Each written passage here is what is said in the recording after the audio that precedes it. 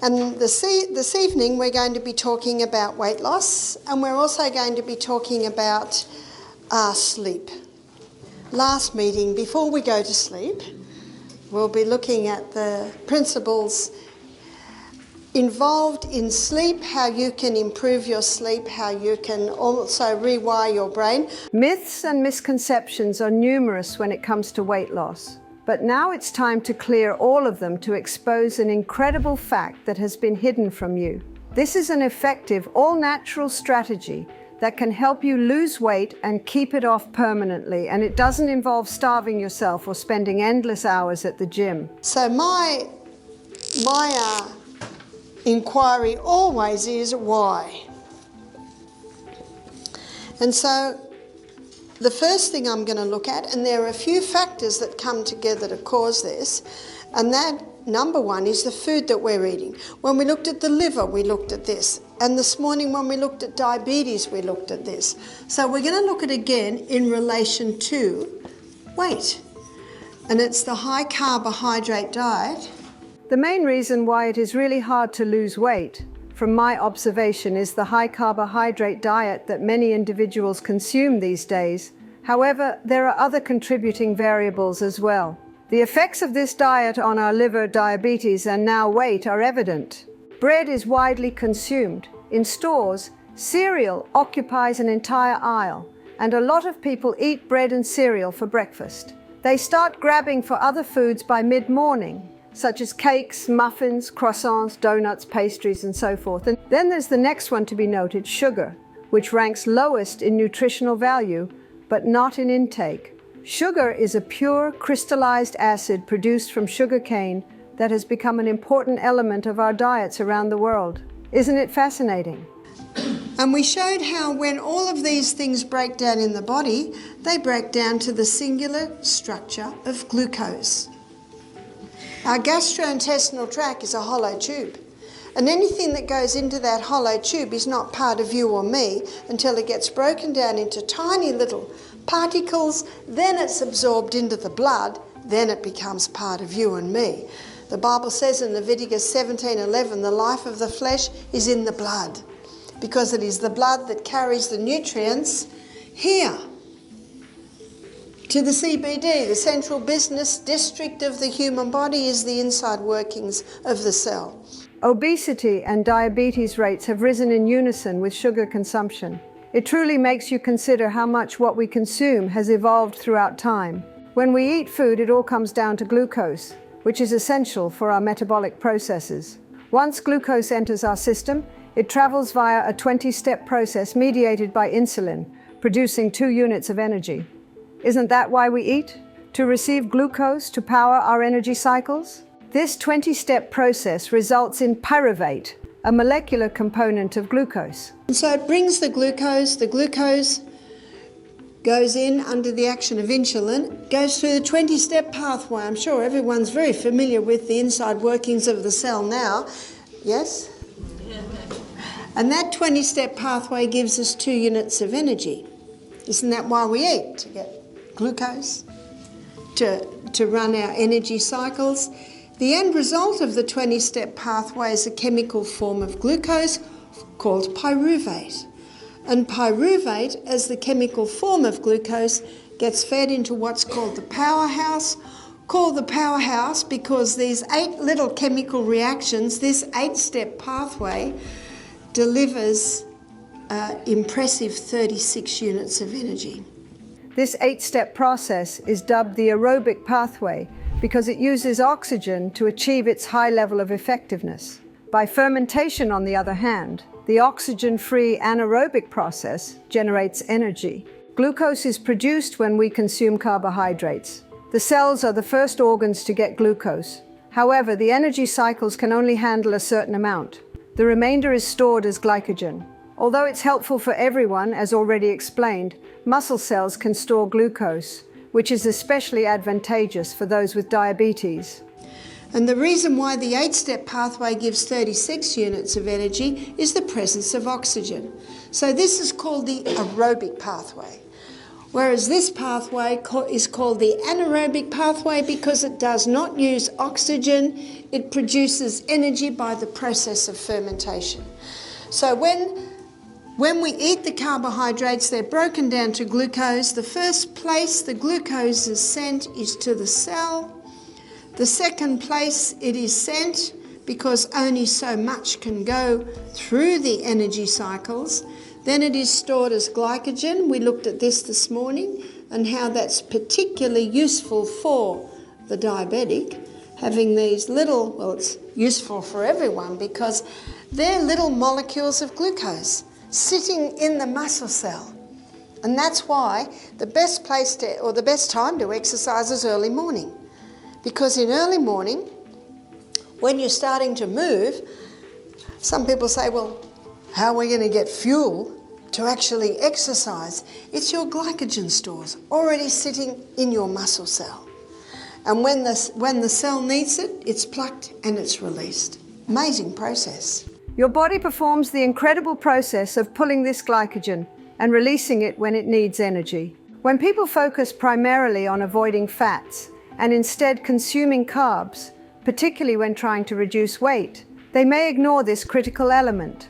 Carbohydrates are converted into glucose, which cells utilize for immediate energy. Any extra glucose that is not needed straight away is stored as glycogen, primarily in muscle cells. This glycogen storage functions as a reserve tank, which is especially useful in the morning when our bodies start moving and require fuel. A high carbohydrate diet can produce too much glucose, resulting in an imbalance in which you do not consume enough fat to feel full. But on the high carbohydrate diet, and this is what a lot of people don't realise, especially when people go on a weight loss diet and stop all the fat, yeah? Fat-free this, fat-free that, fat-free, fat-free, fat-free. And yet what are they eating? Lots of carbohydrates. Do you know fat gives the feeling of satiation or satisfaction? And the best weight loss diet is a diet that stops your hunger. And fat stops the hunger. So what's happening on this high carbohydrate diet? People have eliminated the fat and they're eating lots and lots and lots of this, not realising that that excess glucose, once we've filled up the energy cycle, we've filled up the glycogen stores, and so now the body sends it to the fat cells. And on this high carbohydrate diet, what's happening to Americans and Australians? They're getting bigger and bigger and bigger. In fact, it's one of the most dangerous fats because what the body does is it stores it in the probably areas of the body that's not used a lot, maybe the arms, the belly, the hips, the thighs, and then when that gets all filled up, then it starts to go to the internal organs, weighing them down. And in the book Wheat Belly, notice the title of the book, Wheat Belly, Dr. William Davis, he shows that sugar particularly, sugar and the hybridised wheat, and the hybridised wheat is found in most breads, cakes, cereals, pastas, pizzas. Because it gets the blood sugar level up so high, so fast, as we looked at this morning, then very quickly it's dumped as a visceral fat on the belly. And in the book Wheat Belly, I think the word wheat belly he uses on just about every page. Furthermore, when your body gets overwhelmed with glucose from a high carbohydrate diet, any extra glucose that is not immediately used for energy is stored as fat. This is why a diet that includes both healthy fats and carbohydrates is better for long-term weight loss and overall health. The idea is to ingest enough fat to feel full and satisfied, which allows you to eat less and stay energized throughout the day. People removed fat from their diets and are instead taking massive amounts of carbs without realizing the repercussions. When the energy cycle is complete and the glycogen reserves are full, the excess glucose has nowhere else to go, so the body begins delivering it to fat cells. This type of fat accumulation is especially harmful. The body tends to store it in places that are not frequently used. But once those places are full, fat begins to build up around the internal organs, weighting them down. This inside fat, known as visceral fat, is particularly dangerous. The title, *wheat belly*, underscores the issue. Dr. Davis discusses how sugar, particularly sugar paired with hybridized wheat, which is found in most breads, cakes, cereals, pastas, and pizzas, causes blood sugar levels to increase dramatically. As already explained, when blood sugar levels reach this high, the body swiftly stores the extra as visceral fat, mainly around the abdomen. Throughout *wheat belly*, Dr. Davis repeatedly uses the term wheat belly to define this process, highlighting how these dietary choices contribute to the growing obesity problem, namely the accumulation of visceral fat.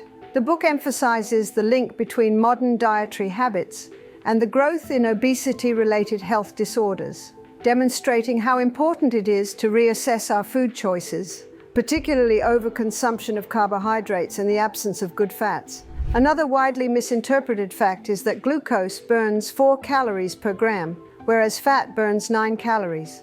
This statement is repeated in practically every weight reduction book as alleged evidence that if you want to lose weight, you should avoid fat because it contains more than twice as many calories. However, many individuals are unaware of the true definition of a calorie, which is a unit of energy.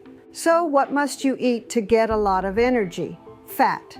It provides more than twice as much energy as glucose. However, if you consume more calories than your body can burn, the excess will be stored as fat. That's why one of the best things that you can do for weight loss is to eat breakfast like a king. I have to admit that I think I eat lunch like a king and breakfast like a queen, but whatever. And sometimes the queen eats as much as the king.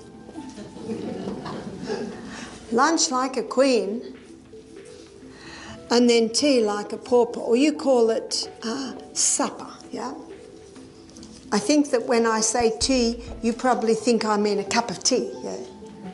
But we call an evening meal tea.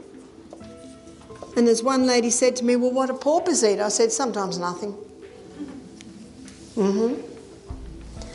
What many people are doing today, and I see it in many countries I go to, they eat breakfast like the pauper, they eat lunch like the pauper, and the tea or the supper is the king and the queen together. That's like going on a journey, and you start your long journey and you go to the gas station, we call it a petrol station, called a gas station, and just put a little bit in. And then an hour later, put a little bit more in. And then an hour later, put a little bit more in. And then you've done this all day. And then you finally get to your destination. You go into the gas station and you fill your tank and then park it in the garage. How much sense does that make? And yet that's what most people are doing.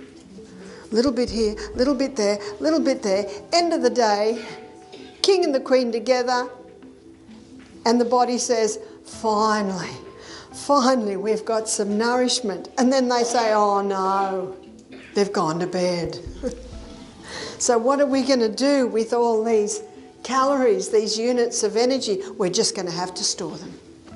The problem isn't just the calorie count, but how our bodies metabolize different types of calories.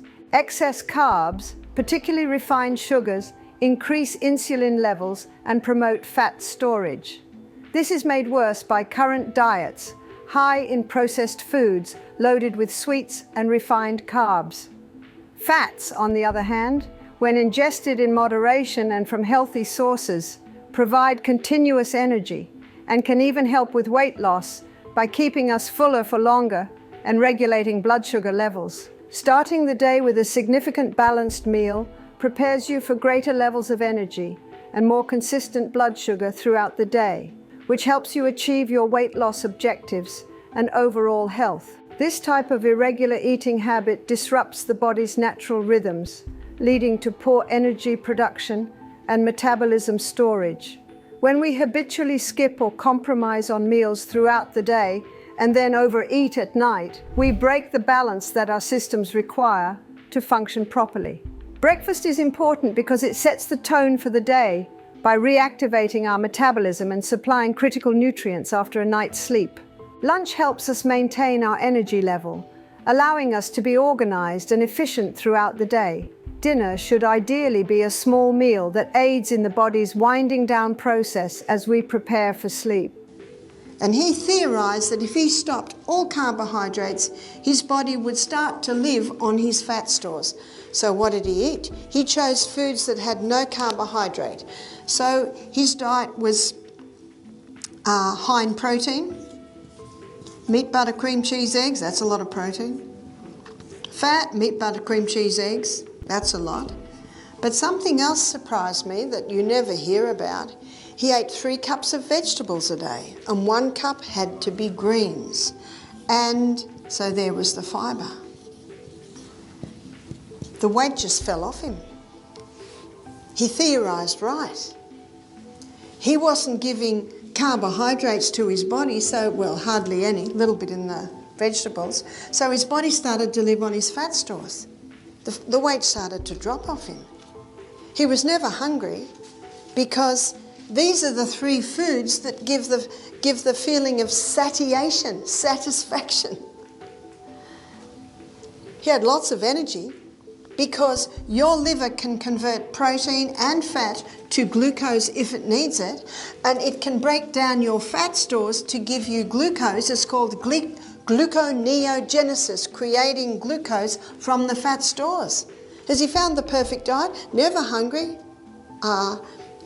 lots of energy, weight's falling off him, so he started to put some of his patients on this.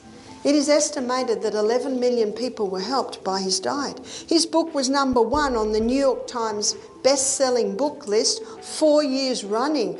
This guy demands some attention. The benefit of plant proteins is that they burn considerably cleaner than animal proteins. They do not produce as much acid waste as animal protein. A plant-based diet may produce excellent outcomes as long as beans are included. Many individuals are hesitant because they believe beans are difficult to prepare. You must soak them, saute them, etc. However, there are lots of shortcuts. For example, when you go home tonight, you can fill a saucepan with lentils, thoroughly rinse them, and then put them to a boil in the morning. Rinse them again and place in your slow cooker. You can also soak a significant amount of legumes, rinse them completely, and freeze them in snap lock bags. When you need them, simply take them out and boil them. A different choice is to use organic beans from tins. Just put them to a boil and thoroughly rinse them before eating. It's simple and doesn't have to be complicated. On the flip side, animal protein burns out less effectively. When it comes to the use of protein, animal protein only burns around 58% of it as fuel, with the remaining 42% being waste, namely acid waste. In his book Asterisk, The China Study Asterisk, Dr. Colin Campbell discovered this. Because animal proteins create an acid waste product, he was able to effectively turn cancer cells on and off. As we said in passing when we looked at cancer earlier, an acidic environment is ideal for cancer growth, but plant protein is far more effective and cleaner. I read it in 2 days. His science is correct. There's the science. So when Atkins was popular, I used to give a meeting called Dr. Atkins' Missing Link. And his missing link really is the vegetarian protein. I'm jumping ahead. Let's have a look at what he found. So he started to put some of his patients on this. Oh, they were so happy they can eat anything they can't usually eat on a weight loss diet. Weight's falling off them. Within 6 months, he had all his patients on the diet. After a year, a few things started happening which he was unprepared for.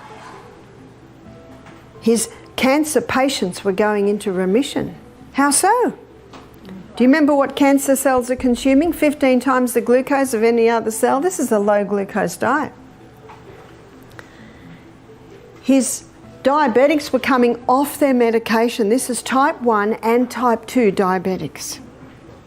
Absolutely there was weight loss. You might be surprised at the next one. His patients on with high cholesterol levels came back to normal. And what are they eating? Meat, butter, cream, cheese, eggs. What are people told if they want to get their cholesterol levels down? What have they got to stop? Meat, butter, cream, cheese, eggs. Is that right? He's scratching his head. He only did it for weight loss. And that's why he wrote his book. But before he wrote his book, he went into the medical journals. And he opened once again his anatomy and physiology book that he hadn't looked in for probably about 20 years. And this is what he found, that these 3 food groups are the essential food groups. Why? Remember, we're going to ask why at every step. Well, fibre sweeps the gastrointestinal tract. And if it doesn't get swept every day, it starts to slow down and not work properly. And if the colon doesn't work, the whole body doesn't work. There's a big difference up to 80% of plant protein being burned as fuel. Plant protein is therefore a better option. It is far more advantageous for our general health and lacks that acid waste. Dr. Atkins, who was well known for promoting high-protein, low-carb diets, was successful in his approach. However, he could have acknowledged the advantages of plant-based proteins and possibly even recommended a different dietary strategy if he had taken the data from research like the China study into consideration. Fiber is really important because frequent sweeping of the colon is necessary for optimal operation. This was covered previously when we looked at the colon and the body's organs for getting rid of waste. Fiber is essential to maintaining the proper operation of everything. Protein is also necessary. As you may remember from our previous talk on DNA, amino acids make up the crosswood bands of DNA. The body uses amino acids, which are produced when protein is broken down, to create new cells. In actuality, proteins make up half of the membrane that envelops every cell in the body. Because of this, protein is essential to our health. Another essential element of our diet is, like already said, fat. A diet without fat is not only unhealthy, but also dangerous. 50% of the membrane around every cell in the body is fat. Whether you're 100 kilos or 300 kilos, I'm talking about the membrane around your cell. Except for the brain cell, it's 70% fat. And that's little fatty sheath around the tail of the cell, that gets your brain cells up to 70%. In fact, the brain's the fattiest organ in the body, and you know what it loves to eat? Fat. We'll have a look at that. While some fats are harmful to us, other fats have beneficial effects. Unfortunately, fats have been grouped together and handled as if they are all bad because certain of them are dangerous. It's crucial to differentiate between the two, though. These modified fats are the bad fats. Coconut oil and olive oil, which are naturally produced from plant meat, have been used for generations. Yet before the invention of high-heat chemical machinery, the oils from hard seeds, such as sunflower, peanut, and soybean oils, could not be readily extracted. The issue with these techniques is that the oils are instantly destroyed by the heat and chemicals employed to extract them. These oils, such as peanut and sunflower oil, are contained in clear plastic bottles and have the potential to harm artery walls. These oils are harmful and are frequently present in foods that are deep fried. Foods should never be fried in unsaturated oil, since this type of fat is heat and light resistant. This indicates that cooking does not destroy it. Fat is very important to our bodies, particularly to our brains. The body's fattest organ, the brain, depends on healthy lipids for optimal operation. Most of the myelin sheath that envelops the nerves is made of fat. People who follow a low-fat diet or take cholesterol-lowering drugs have deprived their brain and nerves of the necessary lipids. Furthermore, if someone is trying to increase their protein intake by eating fish every day, using cholesterol-lowering drugs, and following a fat-free diet, they are probably putting themselves at risk for high mercury and chemical exposure. Serious health issues like dementia, Alzheimer's disease, multiple sclerosis, and Parkinson's disease can result from this combo. So what else have they done to try and lower heart disease? Put everyone over the age of 40 on cholesterol-lowering medication, yeah? Cholesterol-lowering medication. Are you ready for the side effects? Dementia, muscle wasting, Alzheimer's, memory loss, and they've just added another one, breast cancer, because our sex hormones are made from cholesterol. I'll tell you a story to illustrate. I had a lady and a man attend my programs in New Zealand. I think that was about 2 years ago. They were in their early 70s. Tuesday night I spoke on heart disease, where I revealed what's happening with cholesterol, the truth on cholesterol. They came to me on Thursday. They said, we need to talk to you. I said, yes. The man looked at his wife and she just had her head down. He said, we're about to put my wife in aged care. He said she was leaving the iron on. We got to the point where we won't be able to handle her. He said, we came to your lecture and we heard what the cholesterol lowering medication does. She's been on it for 10 years. It was Lipitor. There's a whole book written on the dangers of Lipitor. He said, so we stopped because they heard me say there will be a side effect to stopping Lipitor. Your memory will return. So this is a drug a person can be on 10 years and just stop. The side effects will be beneficial. He said to me, we're on our 3rd day, and he said, I've got my wife back. He said, we are not putting her, we did not want to, but he said it was getting so difficult. And they both had tears in their eyes. How many people are in aged care with dementia and Alzheimer's and memory loss, and it's the cholesterol lowering medication? I believe personally this verges on criminal. Inadequate consumption of good fats damages brain cells. Thus, it's critical that we consume the appropriate fats in our diets. How much fat is necessary? Not really that much. Since fat is a highly concentrated food, you may require as little as 1 teaspoon for each meal.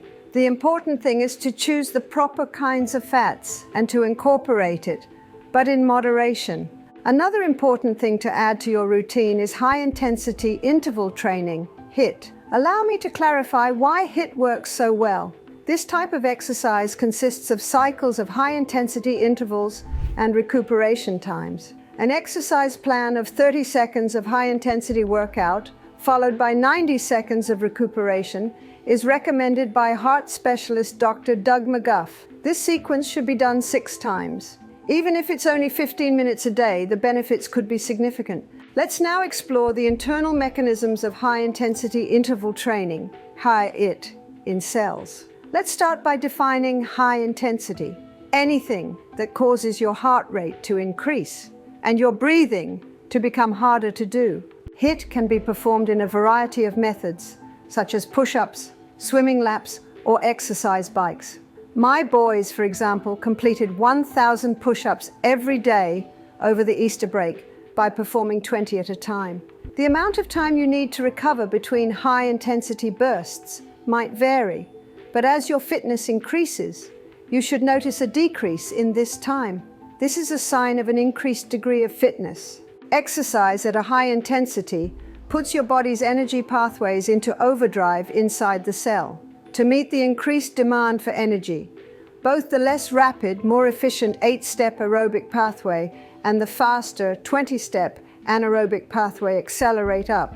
Because of this, the body produces more pyruvate than it can consume right away. This extra pyruvate is stored for use as energy at a later time. This procedure improves your body's capacity to burn fat and raises your metabolism, which are both important factors in weight loss. It also makes you more physically fit. It's time to use this effective weight loss secret that you've discovered. Remember that understanding your body and making decisions that promote your health are more important for long-term weight loss than fast cures.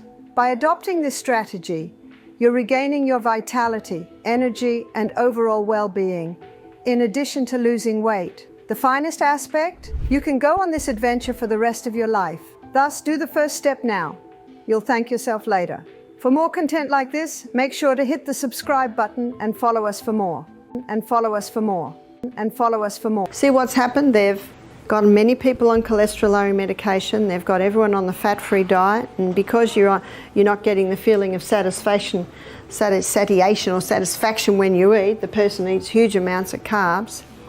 They've lowered the cholesterol level so they can get more people on cholesterol-lowering medication, and people are eating margarine. Oh, surely all of that has reduced heart disease. No, it's still the #1 killer.